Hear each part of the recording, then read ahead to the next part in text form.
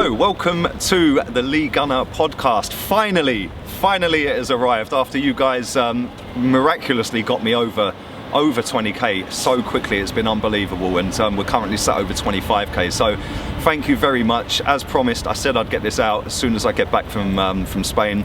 Obviously you can see Claude is sat next to me. There's two reasons I wanted Claude on this podcast. Firstly, he's a very good friend of mine, love him to bits, always been sound with me, and likewise back with him. The second reason is Claude goes on a hell of a lot of podcasts, or used to go on a lot of podcasts, until they dismiss him for a shoddy camera work, upside down at times like Batman. But he can be very outspoken at times, and a lot of people just want this nicey type of podcast with the same style of people on it. So why not get Claude on first? Welcome to the podcast, mate.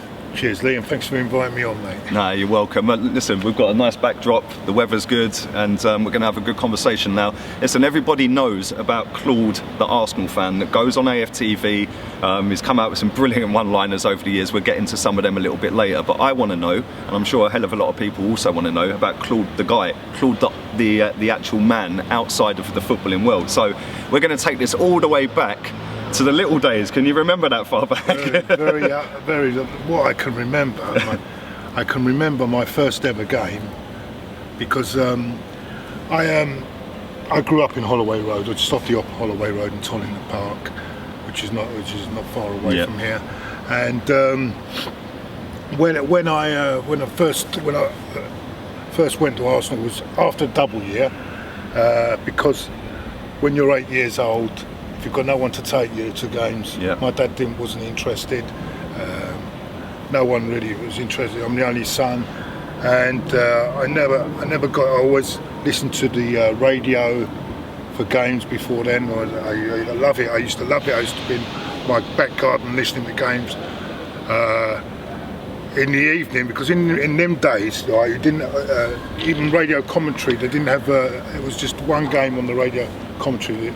You've got highlights in there on a Saturday, but in midweek you've got no midweek football on the TV. Yeah, it's changed massively now. And I remember I used to have to go out, because there was a phone in the hallway. I used to go out on the phone and dial the numbers. After about 5 to 10 minutes, dial the numbers, see what the score was, because it used to be.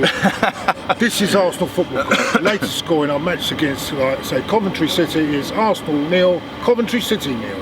So I put the phone down, went back into the next room to watch the TV, and then come back out again. No one knew what I was doing. I was using the bill. But the phone bill was going through the roof, wasn't it? Yeah, and then they introduced Club Call further down the line, which was much more expensive. But that's how I started. But my father did take me to one game. He took me in 72. Then he got into it a bit more. He started going, not so much fanatical as me, and he started saying, we went and I remember we went through the gate. In them days you just paid in the gate and you just walked in. None of this ticket lark. Season ticket waiting. You just walked in, and I think it was 1972, I think 72, 73, I can't remember, but it was George Graham scored the goal, who became Arsenal manager. Legend. And it was, I think, a 1-1 draw with Ipswich Town. That's what I can remember of it. Wow. So I can remember that game. Yeah. And you never forget the first game. Yeah, he said, you see, they're not that good. But that team, after a certain while, it was starting to age a bit. So then 73, 74, he started to take me more games. And then I was about 10, 11. And then my mate, I used to go with a mate of mine after that. And we started going to games more. Late 70s, I started going to away games, home and away games, and going on the old soccer specials on the train. You know what I'm saying? What was it like when you first, obviously you're only a kid when you first gone to your first ever game. What was that feeling like? For anybody who's never been to a game, this might be for you, this bit, but what's that feeling like, or what was it like for you when you first walked in and see all these thousands of people in a ground, you see the players walking out onto the pitch, and you're actually there live, standing on the terraces, cheering your team on, that you've been phoning up and trying to get the scores and listening to? It's great. What was it like? we take it for granted these days. Don't We do sometimes. We do. Yeah. Now you walk in, you take it for it's just another game. But in them in that time, it's just it's a great feeling. You actually seen that team walk out onto the pitch. You know, I'm seeing Charlie George, I'm seeing John Radford, I'm seeing Frank McClintock. Proper players. I'm seeing players like that, and I'm seeing, well, although it was coming to an end then, Frank McClintock. But then you had. Who else was there? Georgie Armstrong. I love Georgie Armstrong. He was up and down that wing. He was, you know what I mean? He was he put 100% every game. He was just up and down. I've never seen anyone work so hard. The thing is, once you go to that first game, right, and you're hooked. You're hooked. It's like an adrenaline rush. I wanted to go every game. I went again. I kept my old man to take me because my 8 years old. She ain't going to let me go on my own to football in them days. Maybe now you a bit more, but. In them days, and I was gutted that I couldn't go to the game, and he wouldn't come home from work, and then he didn't come home from work because my dad had a cafe in Holborn at the time, and he didn't come home in time, and we missed the game, and I was gutted. And I used to them days I used to listen to the radio because they had second half commentary, and but sometimes they only had about 4 games. In them days, they had about 4 games and the commentary match. And then they just gave the score, and then you had to watch World of Sport, and when they come up, Dickie Davis, the scores would come up, and then on the wrestling, the scores would come up on the wrestling as well. Do you know what I'm saying? Yeah, so there's none of this Soccer Saturday or anything. None of that. You know what I mean? No Soccer Saturday, no radio stations with full commentary. In them days, they didn't have all that. You know what I'm saying? It just shows you how far football has moved forward. It is crazy, and the thing is as well, like you say, we take it for granted sometimes. Like, yes, we come here every week and it's great, but like you said, sometimes you will never get that feeling that you get on the first game every single game after that. You'll get it for a season or 10 seasons or 20, but sometimes it's a chore, isn't it? You know, I've had it where I've walked in, I've like Swansea, when I went Swansea away. Yeah, I was standing there, I'm soaking wet, I've driven 5 hours to get there, and I'm like, why have I done this again? Like, why am I still doing this? Yeah, well, and sometimes it does become a chore, especially when you get family, and you've got kids and you've got bills to pay, and you know, and that's what we say, we take it for granted sometimes because we are lucky that we can come and watch this team.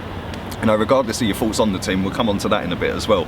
But we are very, very fortunate that we're in a position, we're in logistically in a position as well, that we don't live too far from the ground, and yeah, it's great. But let me ask you about, obviously when you got a little bit older, obviously when you got into your teenage years and stuff like that, what was your education like? Well, like, obviously you were still going to the games, what was education? Very poor, as you probably know.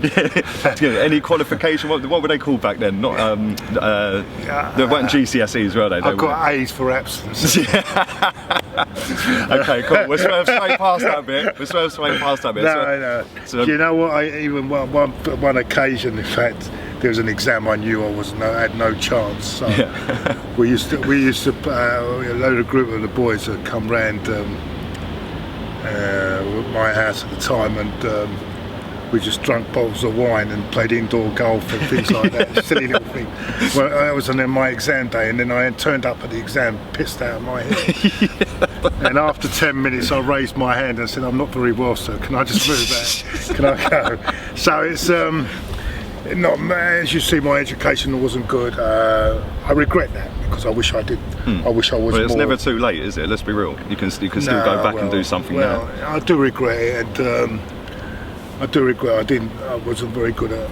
No, it's funny you saying that, right? Because a lot of people that I speak to, not just football fans, but in general, that say that they wish that they didn't do it, but then when they get older, to like my age or your age, they regret not having that because it could have. My mind was always on football as well, because I tell you what, there was an RE lesson. I don't know if they do it now. It was called religious education. I don't know why we done it, but it was, and.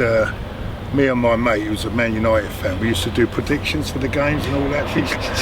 We used to do a list of predictions for all the games and see who got them all right. And then she's coming around talking about the Bible and all this sort of thing. And I'm thinking, which game? Man United 2, Arsenal 4. She wasn't very pleased when she looked at the piece of paper. Was you popular at school? Yeah, with certain people, you know, the sort of, you know, you had your friends, you had your cliques, you know, with we played silly little games like when I forgot what it was called now. We have a group. One group has to find another group one by one, and then. Okay. I don't know what it was called then, but anyway, it's like a. See, back then, back when you went to school. And Bulldog, of course. Yeah, Bulldog. That's still played at schools nowadays. Yeah, no, you all running. Yeah. See, back when you was at school, it was different. When I grew up, I was born in '82, so by then it had sort of phased out a little bit more. But when you was at school, it used to be the chalkboard, didn't it? They used to throw it and the cane. Was that back when you was at school? You used to get the cane across your hand or across your back and that? No, I didn't get none of that. So my old man. We had a funny enough. We had which I think what was it? Technology lesson, right? And this teacher had no control of the class. He's from a guy from India. He could hardly speak a word of English. I don't know what was going on. And please don't take this the wrong way, but his English was really poor, and no one was taking any bit of notice. And in the end, he was writing the questions on the board and putting the answers on the board as well. so it got a bit silly then. That's mad. All right, let's move on to when you left school and you actually got out into the big bad world. Working life. What was your working life like? Where did you start? Because I had no real education, I ended up in the solicitor's office in the post room at first, and for about 5 or 6 years.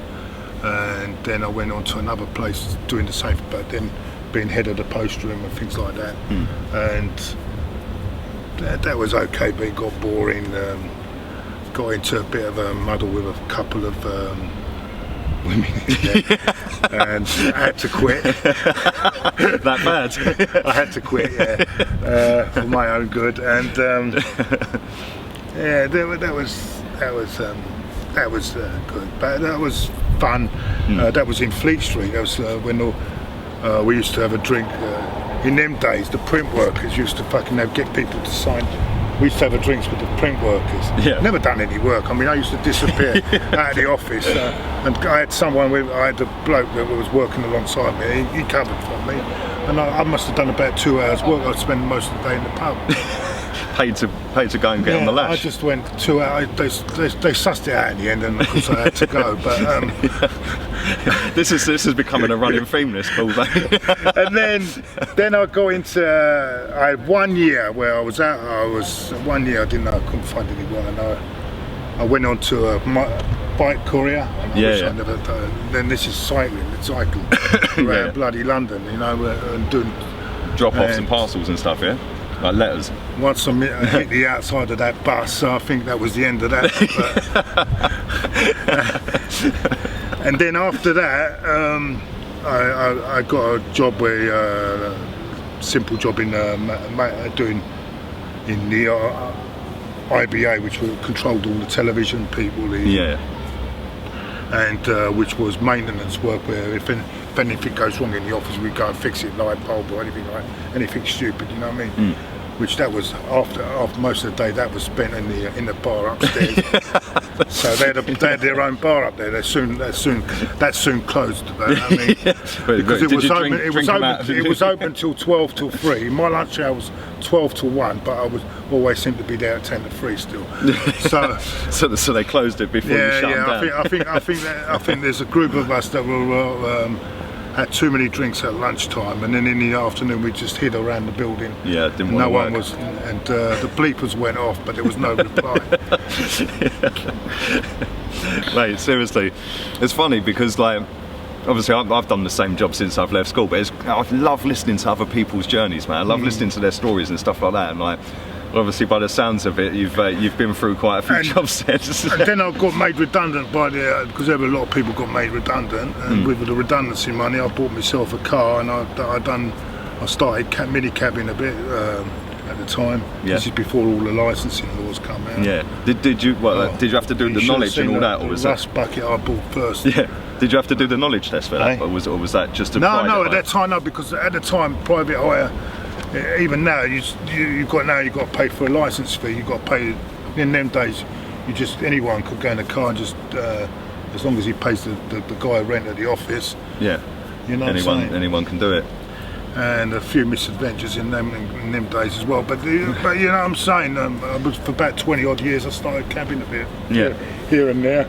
I went to work with Addison Lee for 5 or 6 years.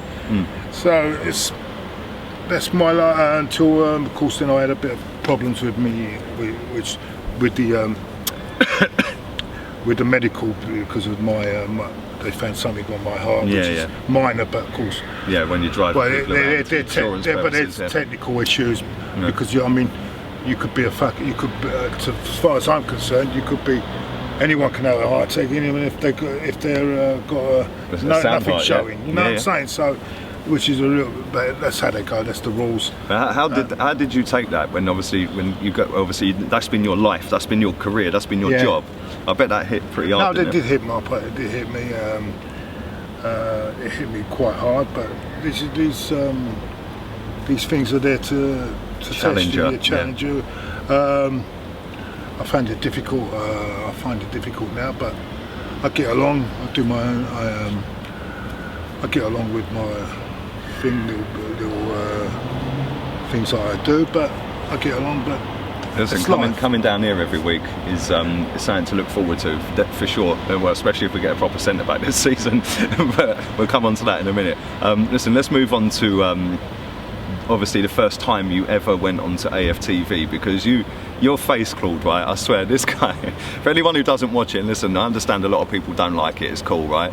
But some of the one-liners you have come out with over the years, mate, about milk, stuff like that.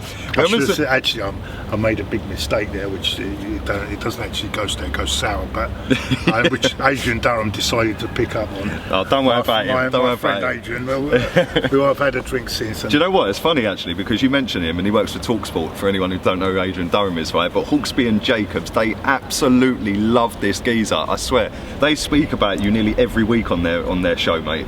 Yeah, and they're hilarious. I love listening to them. They speak about you all the time, mate. Yeah, when I'm driving in my car and stuff like that, and I really only listen to them on that channel because I think they're hilarious and they bounce off each other. I know. Yeah, recently they speak. They always drop your name in, or always when you've had done a video, they always mention, oh yeah, I see Claude weren't happy the other day, or this and that, when they're talking about Arsenal. It's funny, mate, but that just shows, right? That's a national radio station. It's the biggest sports radio station in the country, and they mention you. And the reason they mention you is because you're a nice guy, right? You're funny. Yeah, people don't realise half the time he's just being sarcastic. They take him so seriously a lot of the time, don't they? I've got to think about it. I remember that. It's funny enough. I was driving. I'm doing my usual job, picking this old lady up. Lovely lady. She was sat in the front with me. Took her on. She'd done some shopping, and we're driving down the embankment at the time. Driving down the embankment, and that talkSPORT, that me and Ty's thing come up. Yeah. I think it was the row I had about. I think it was the Stoke game. I was 3-0 to a pub tie. Yeah. And she was listening to that. She said, she goes, oh, Jesus. She said, who is that idiot on there?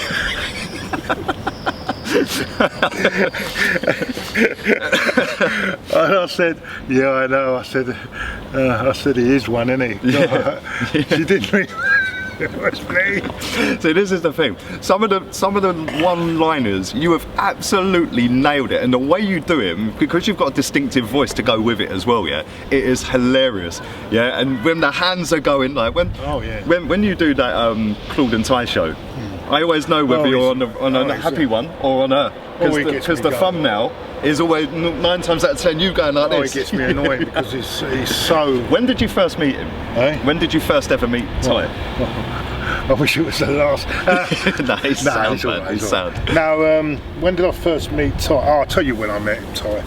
It was the actually a long time before AFTV. It's when we were driving up to Newcastle. We had me and my mate Mike. He doesn't even go anymore. But when I used to drive a lot to the away games, and before I started going on the coach. Yeah.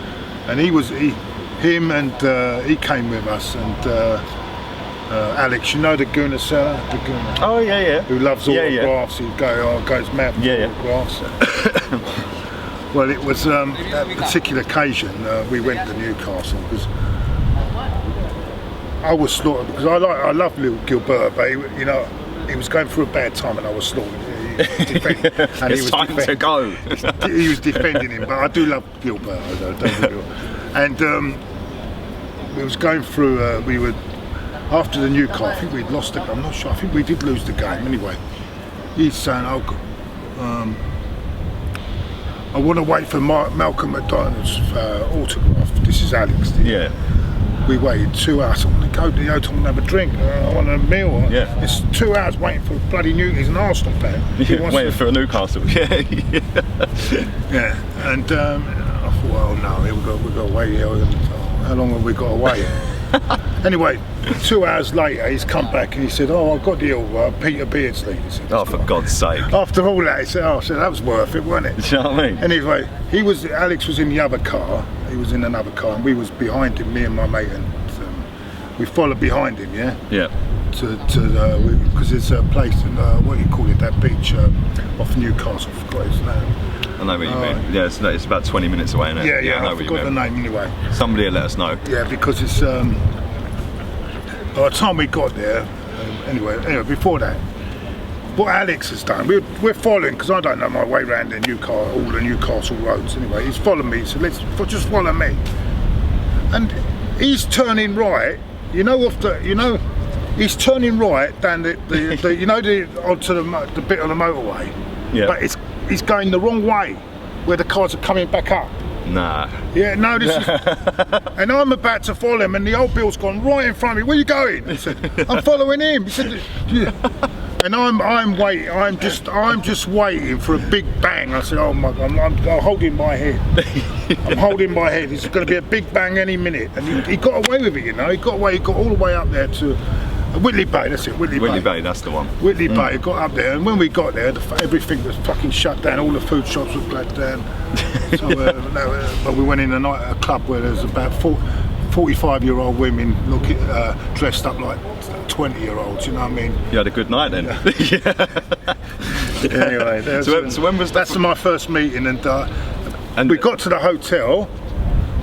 And this is Thai all over. Before we got there, we got booked into the hotel.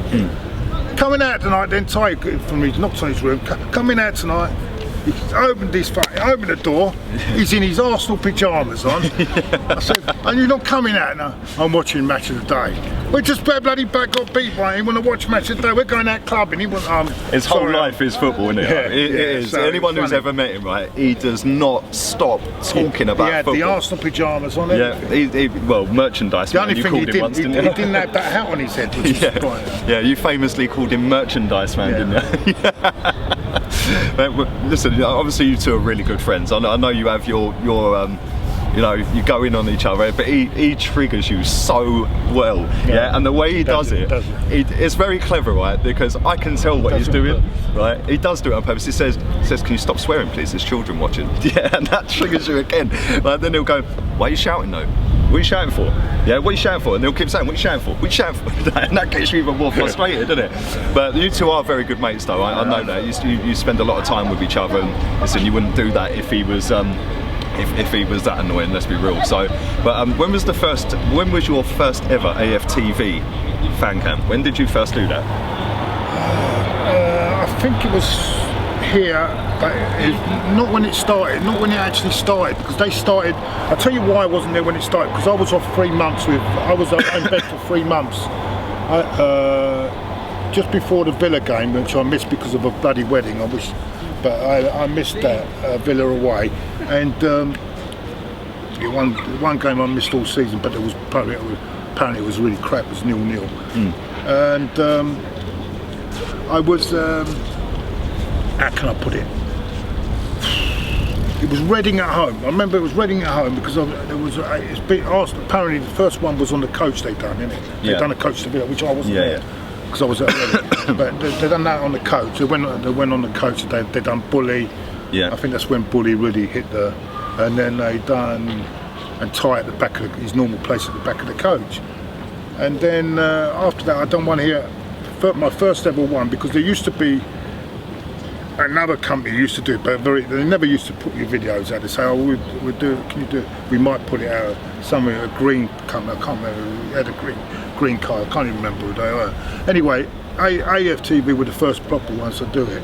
And they, where was it I'd done it? I think it was just down here actually. So let's obviously while we're on the topic of fan cams and AFTV and stuff like that, obviously you've just remembered the first one you went on. What was the first one that you can remember that went massive and it was just like, oh my god, what game was it? And can you remember what you said in it? Like, was there any little famous quote or anything? It's got to be the milk one, isn't it? I mean, the milk. Yeah. It's got to be that one. I think that was the first one because I remember coming on the coach, it just went through the fucking, everyone was talking about it. And, yeah. What game was that? That was Swansea City. Swansea. Yeah, Swansea City.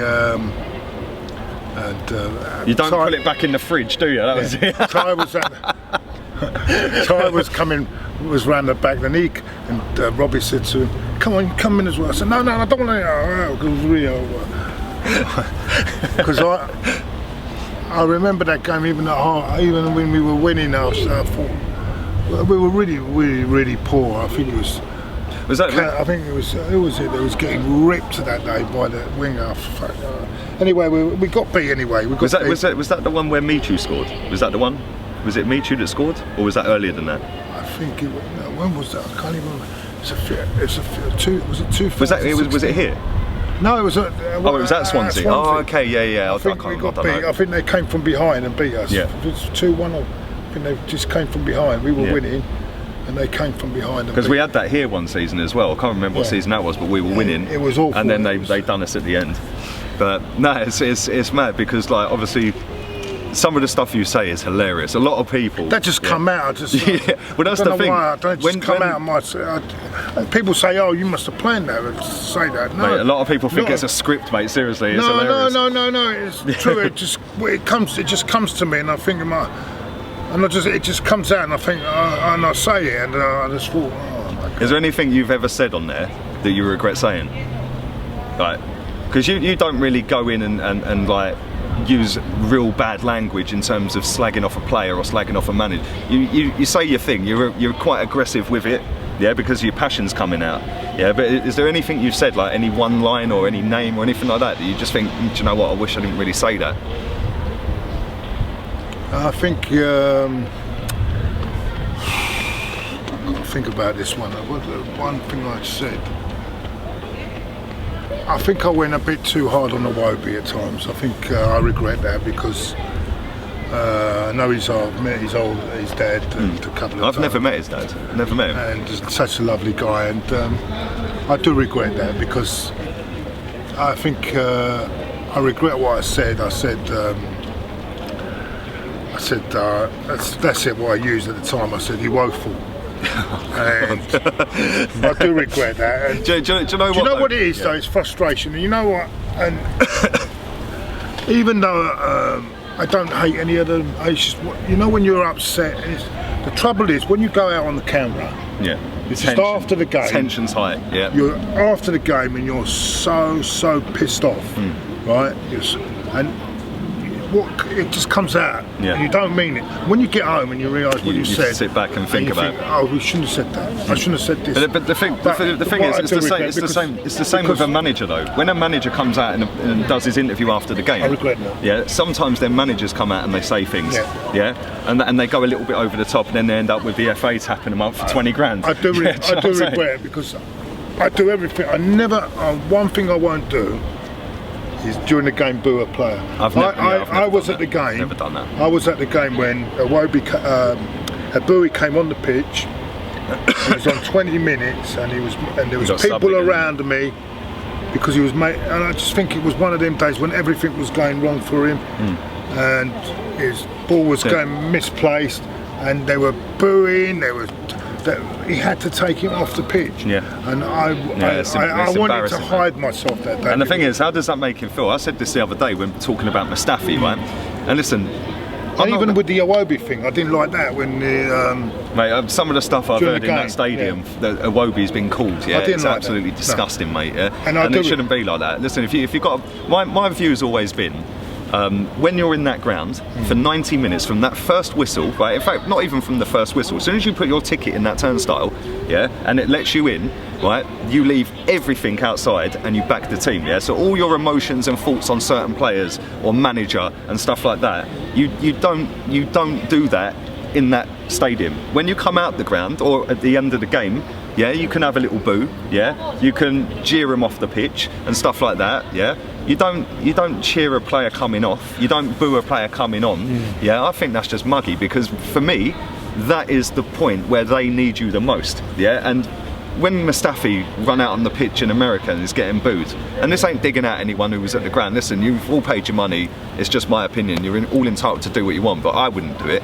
But how did that make him feel? Yeah, he's already thinking, oh no, like he probably reads a lot of the social media stuff. I've seen on Mustafi's Instagram a lot of people, he posted a picture the other day, and a lot of Arsenal fans are making out their Monaco fans, saying come to Monaco. Well, look, like, come on, man. And the thing is, like, listen, just because he's a multi-millionaire and he's got a nice missus, a nice family, don't mean he's happy, do you know, like, and he don't worry about that, yeah. Because listen, after the game, yeah, come out and say whatever you want, right? But mid-game, if you want to go and put something on his Instagram, yeah, you don't make it. If they weren't even changing their pictures from Arsenal shirts, yeah. So come on, man. It's my problem with all that is that he's a bit. To me, he's scapegoated. And, what I mean by that, we as a defence, we don't defend as a unit properly. Yeah. We don't defend as a midfield. Protect enough for me, and we are shocking without the ball. Yeah, completely shocking.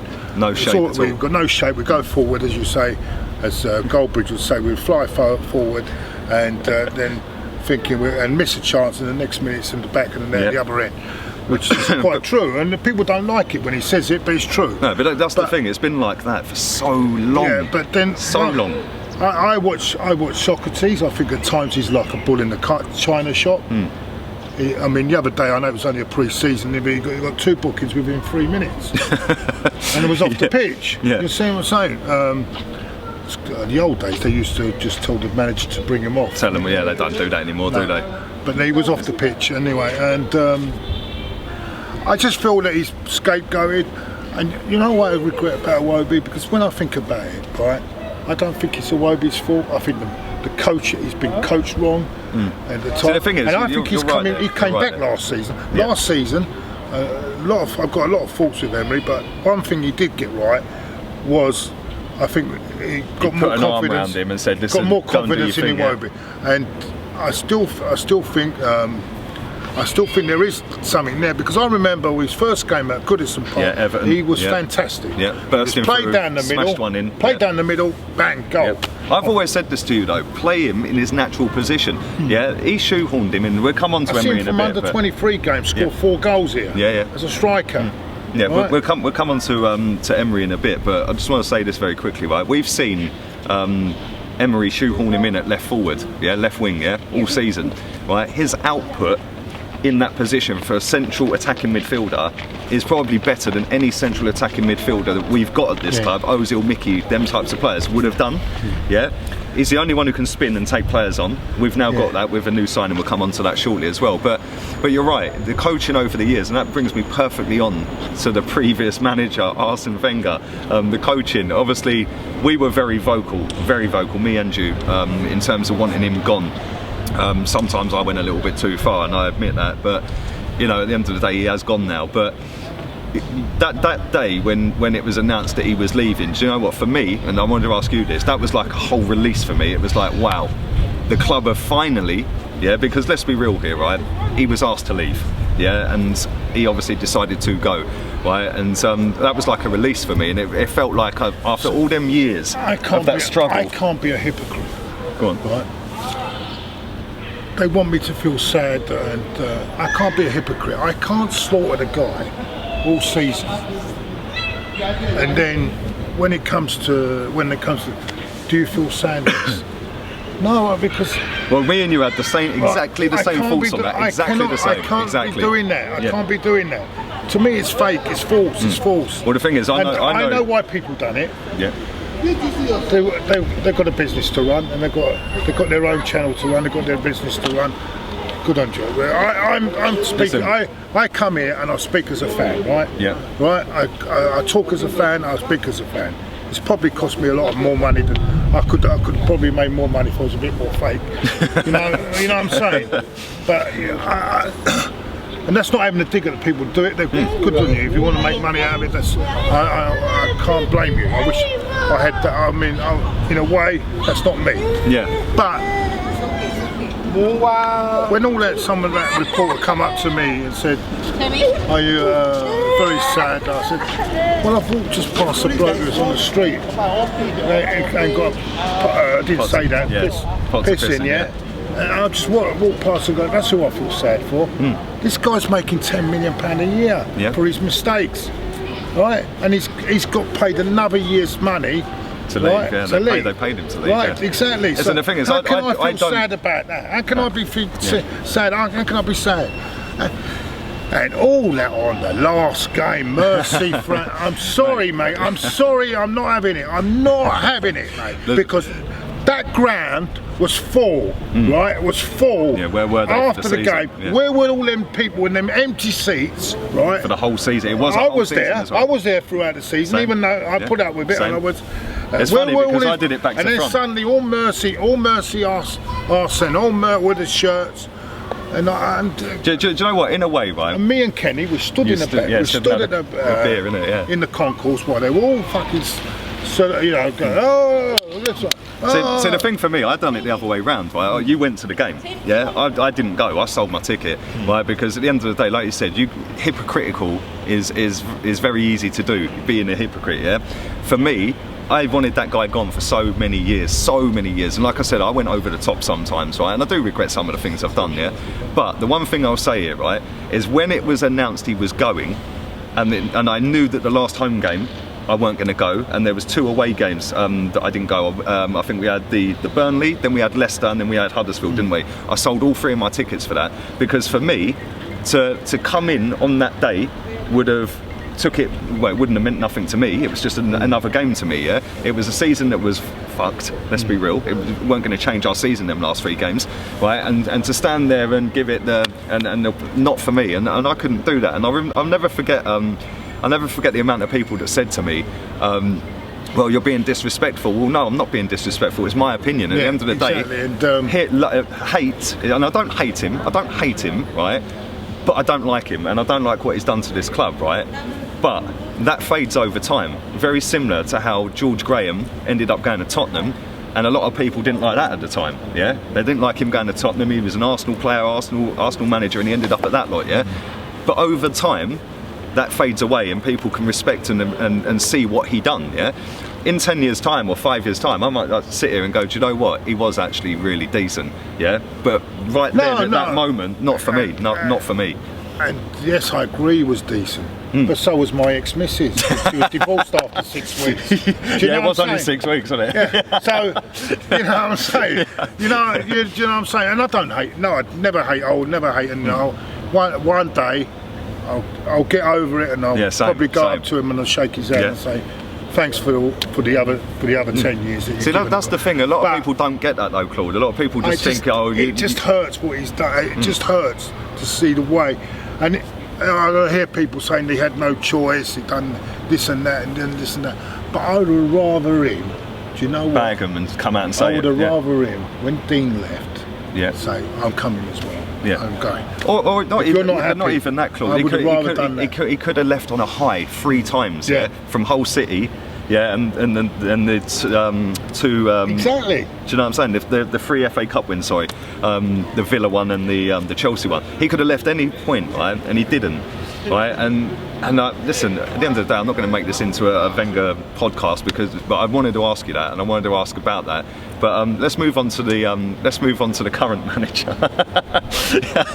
Didn't you once call him the Spanish Wenger? Is that right? No, that's another one in our chat. Yeah, that's it. Oh yeah, it's not.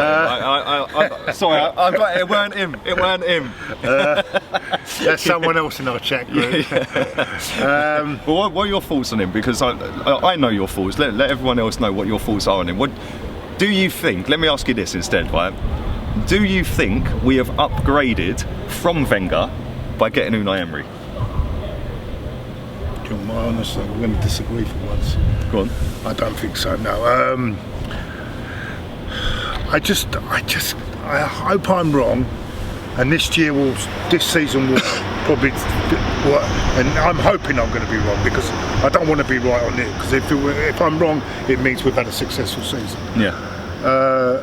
I just don't think he's got a pattern of play. I just don't think he's got style in him. I just don't see. I see there's 5 captains. Yeah, I don't agree with 5 captains. I must admit. I don't understand. One captain. That's it. I don't even think we've got one leader in the team at the moment. I don't understand. I just don't understand it. Do you think that he's going to be used as a puppet by them? Yeah, and the reason I'm asking you that is because he's come in, he's inherited a team which we all know is pretty crap, let's be real, yeah? But why, you've got to think on the other side of it and say, why did he accept the job? Yeah, in that time? Obviously he'd left PSG, but why did he accept the job? Is he going to be used as a puppet by them, or is he actually, because I think he's a good manager, and we disagree on this all the time, don't we? If a big club like Arsenal come in, you're not going to say no, whether you're Jose Mourinho or further down the scale. You're not going to say no. It's a challenge. It's there to. See, the reason I'm saying that is because I think there was times last season where I looked at us and I thought, we're just as bad as the season before. Yeah, but then there was other times last season where I thought, do you know what? This guy, the way he was just changing it up in the games, the way he was subbing at half time, yeah, stuff like that, it was different, and it was like, right, you've made a substitute at half time, and he'd done that a lot, but then he stopped doing it. And I'm like, why did you stop doing that? Then he started chopping and changing a bit too much. Chopping and changing. Yeah, towards the back end, 100%. The last 8 games, I'm not being funny, to take 1 point from Everton, Brighton, Wolves, Crystal Palace, and Leicester. To me, is not good enough. Yeah, that's crap, mate. But the way in the final where they shambles. To play a player that you don't fancy in the final, after he dropped in most of the season, sends out the wrong signal, and also to make him now vice captain after all summer trying to get him offloading. Doesn't seem right. So that's the thing, like, I rate Emery, right? I think he's a very good manager, right?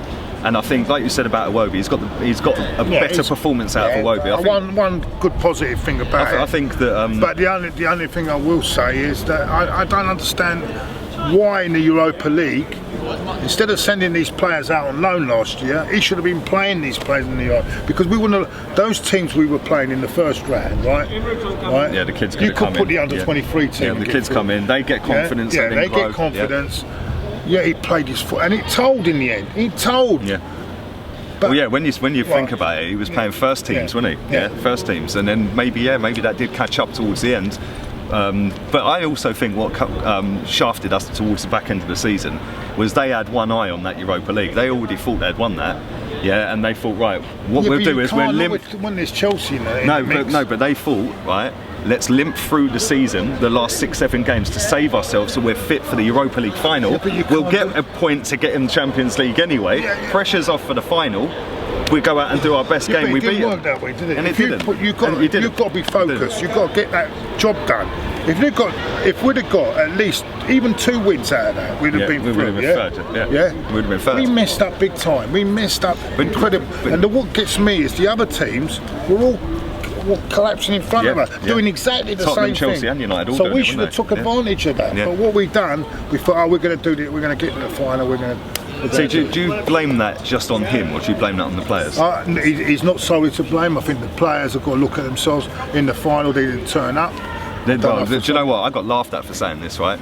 Petr Cech, I thought he was our best player in that final, and that's saying something, yeah? Because he saved that from being 5, 6, 7. You know what? I've watched that game again. I watched it the other day. Be very careful when you say that. I thought that. But when I look at that final again, he could have saved one of them, two of them maybe. He started saving them when the game was already fun.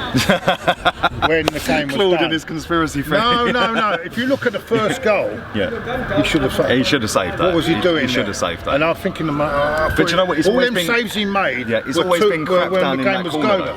So I suppose. Do you know what I'm saying? Do you understand what I'm saying? When I was in Spain, it was on the in the bar. But when you watch it again, if you watch the final again, he's at fault. We were in that game for so much of that game as well, right? And there was we should have had a penalty. Yeah, Lacazette in the first half. That was a nailed-on pen. Then you've got what was the other one? The one where Kolasinac should have just squared it straight to Aubameyang. Instead he took a touch, which is why I hope we get Kieran Tierney. But yeah, when I look back at that game, they only started to take that game away from us when they scored that, well, when they got that first goal. They weren't all over us or anything stupid. Yeah, and the way we folded like a deck of cards was fucking embarrassing, right? The only ones who could come out that are still at this football club and take credit for that game are Joe Willock, yeah, who did more in 20 minutes than 95% of that squad have done. Do you know what's more embarrassing about that game? They wanted it more than us. Yeah, it's bad. When they've already been on their manager's case all season. Yeah, they're already in the Champions League. They don't look like the manager. Yeah, they wanted it more than us. Yeah. What does that tell you? Also, I just feel the players have got to take responsibility, as I say. Right. Yeah, a lot of them players are shocking, mate. Shocking. I don't like all this, and don't get me wrong, because I thought Czech would be professional as ever, but I got it wrong, man. But I don't like this cup goalkeeper nonsense. Yeah, right? You play the best players, and that's it. All this bullshit. Now, this won't happen this year, because what I'm hoping now is you're number one, you're number two. You fight for your place, and you get in. So this is what I said to somebody the other day, right? I think I said it on my stream the other day, right? If you're a goalkeeper, yeah, the hardest job you have to do is dive. That's it. It's not like you're running 10 kilometres a game like these outfield players, yeah, like a winger running up and down the wing or a central midfielder. Yeah? Why can't they play every game? But it's not about that, was it? It's not about fit. It's about keeping people happy. Yeah, but the thing is, right? Why keep him happy when we knew he was going? Yeah, I don't get it. I don't get it. Was that a decision that was taken by him? Yeah, was that something that was in his contract that says if he did drop down to a number two, then he still plays half the games or so, or he has to play half the games? I don't know, but one thing I do know is we ain't replacing Petr Cech in terms of going and buying a player. We've already got 2 reserves anyway, so I do think that Leno will play. Oh no, I don't mean you'll a lot more you games won't this get all season. this cup nonsense because now. he actually started off Cech as well as our Premier League goalkeeper last season. Yeah, make of that what you will. But listen, like I said, we'll always have that little debate me and you on Emery, because I do like Emery. I think he's good. And I hope he turns around, and I hope I hit humble pie, and I'll apologise. I will apologise to all the people on Twitter, everyone on Insta, all the haters. I'll apologise, because that's how I am. I won't make excuses, but what I will say at this present moment, I wanted him out after that cup final, and I wanted him. I had arguments with Tony Fain. I had arguments with all of them coming back outside. They were shouting at me, "Yeah, it's the players, players." Well, now he's got the players, right? He's got the players now. There can't be no excuses now. This season he's got the players. I don't want to hear. The only thing I will say is we've spent 100 million so far, and as we're speaking, we still haven't got a defender in. No, we badly this is what I don't understand. But you know what? I've got this little the only feeling thing we've loaned him out. I mean, if you're paying that sort of money, if he's that good and you're paying that sort of money, why are we loaning him out for? See, I think, and I said this as well, Lauren Koscielny, yeah, that guy disrespecting the club big time, but that's a whole different podcast. But yeah, with him, with that Saliba deal, I think that deal was already done. Yeah, but he wants him to. He's now trying to persuade him to stay. I think that's just paper talk to drive the price up. Paper talk to drive the. See, the thing is, I think right that Saliba deal was already a done deal, pending the medical. Yeah, so we'd already agreed the fee. We'd already done everything apart from the medical. Yeah, before Koscielny came out and said he refusing to go. Yeah, if that hadn't have been done, surely we could have worked something in where we get him now and you can have Koscielny. Everyone's happy, he's back in France, we've got our centre back for now and we move forward. So I think that deal was a little bit too far down the road, but listen, we badly need a centre back for this season, and I do think we'll get one. I still think we need a right back because if you look at it, Bellerin, I mean, that injury, he's been out for a long time. Is he going to be the same player? I don't want Maitland-Niles. Is Holding going to be the same player? Yeah, exactly. Big injuries. You know what I'm saying? These are very big decisions we've got to make, and then we've got Maitland-Niles playing right back. Callum Chambers. To be honest with you, everyone gives Jenkins a stick, but at least he's a natural player in that position. This bloke, I don't think he knows that position at all. Maitland-Niles, no, not for me. It's right back, no chance. He's got to play central midfield. That is his position, and if he ain't going to play there, get rid of him. Yeah, sell him. Let him go and flourish somewhere else and make a career somewhere else. Because if he obviously he wants to play for Arsenal. Are we going to regret Billet going? I mean, I don't think we are. Well, if he grows at Derby and starts. Do you know what, the reason I think that, right? I've had a lot of arguments, well, not arguments, but debates with people over him, saying like, look, he's going to be another Nabry, blah blah blah blah blah. Yeah. Why has he gone to a Championship team? Where were the Premier League teams queuing up for him? Yeah, true. Do you know what I'm saying? So. The only club he was at last season, I remember, he was at a League One club. I remember last season, we sent Andy Cole a few years ago to Bristol City. So let's leave it at that. You know what I'm saying? I'll zip it. Let's leave it at that. Listen, Claude, I want to say before I say thank you for coming on, I want to ask you one more or two more quick questions, right? Yeah. Where do you think we're going to finish this season? If we get a defender, a couple of additions, there's no reason why we can't challenge the top 3. Happy days, I agree. If we don't, I expect us to be around 4th place and put a bigger challenge this year, because we've now got the ammunition up front. We've got Ceballos. Nicola Pepe. Kenny keeps telling me and I keep forgetting Ceballos. Kenny Ken's Spanish is brilliant. Ceballos. So yeah, man. So there's good options to have. We've got good, but it's just that back door. It's the back door. It's shutting. Second and last question. What pub we're going to?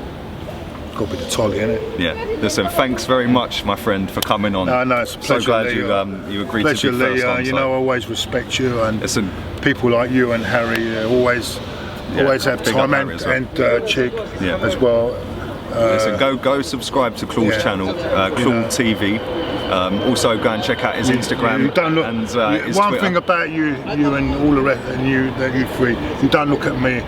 You don't look at my education before you put me on. No, of course not, man. Listen, anyone can come on. And that's why I respect. Nice one. Top man, thanks, Claude. Appreciate it.